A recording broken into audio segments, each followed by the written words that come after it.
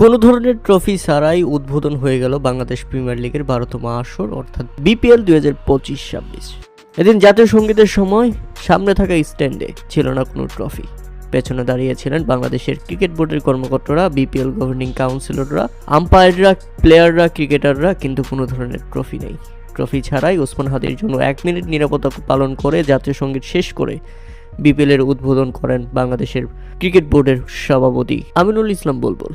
আর এরই মধ্যে দিয়ে সিলেট ভার্সেস রাজশাহীর ম্যাচ দিয়ে শুরু হতে যাচ্ছে বিপিএলের প্রথম ম্যাচ। তবে ট্রফি নেই, এই জন্য অধিনায়কদের ফটো সেশন পর্যন্ত হয়নি।